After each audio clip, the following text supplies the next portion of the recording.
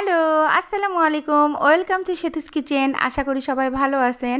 এই মিষ্টি কেক ২ টা আজকে প্যাকেজিং করব আর আমার বেকিংয়ের ১ম দিকে যে ভুলগুলো আমি করছিলাম সেগুলো শেয়ার করব।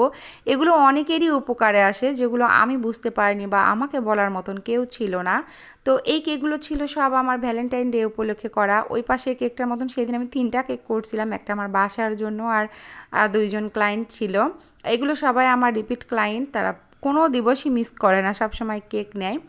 তো যেটা বলতেছিলাম সেটা হচ্ছে আমার বেকিংয়ের শুরুতে আমি যে ভুলগুলো করেছিলাম, ফার্স্টে যে ভুলটা করতাম সেটা হচ্ছে আমি অস্থির হয়ে যেতাম।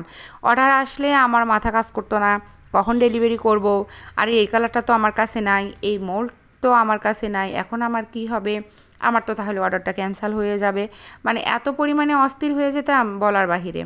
এখন কিন্তু আর ওটা আমার কখনোই কাজ করে না, একটু কাজ করে যে আমি যেহেতু জব করি আমাকে একটু তাড়াতাড়ি কাজ করতে হয়, এইটা আর কি।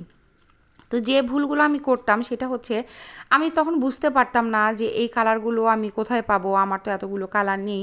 তখন আমি জানতামই না যে একটা কালার দিয়ে আসলে 10টা কালার তৈরি করা যায়, বা একটা মোল্ড ব্যবহার করে আপনি স্কোয়ার কেকও করতে পারবেন, রেক্ট্যাঙ্গেল কেকও করতে পারবেন।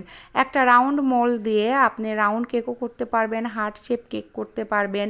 ওইটা দিয়ে আপনি মানে মুন ডিজাইনের কেক করতে পারবেন।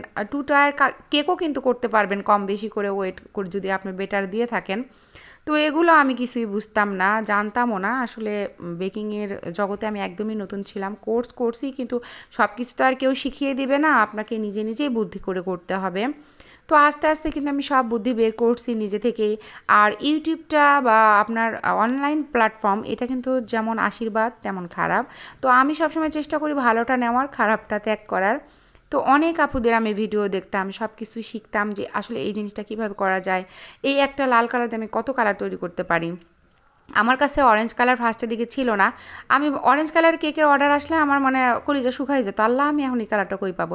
পরে আমি আস্তে আস্তে শিখছি যে কীভাবে রেড কালার দিয়েও আমি অরেঞ্জ কালার তৈরি করতে পারবো, বা এত প্রকার মোল্ডের আমার কোনোই প্রয়োজন নাই। মানে ক্লায়েন্ট যখন আমাকে রেফারেন্স পিকচার দিত যে সেম এমনটাই লাগবে, আমার কাছে ওইটা না থাকলে আমি এখন সুন্দর করে হ্যান্ডেল করতে পারি, বা এটা ক্লায়েন্টকে বোঝাতে পারি যে আপনি এইটা না নিয়ে এইটা নেন, এইটা খুব ভালো হবে, বা এইভাবে করে দেই, দেখবেন ভালো লাগবে। কিন্তু তখন আমি ওইটা বুঝতে পারতাম না, তখন আমার মনে হতো না এইটাই লাগবে আমার, আমি যে ক্লায়েন্টকে ইনভেস্ট করব এটা আমি বুঝতে পারতাম না। তো যারা নতুন নতুন কেকের কাজ করেন একদম অস্থির হবেন না, আপনার কাছে যা থাকবে আপনি এটাই ক্লায়েন্টকে বোঝানোর চেষ্টা করবেন।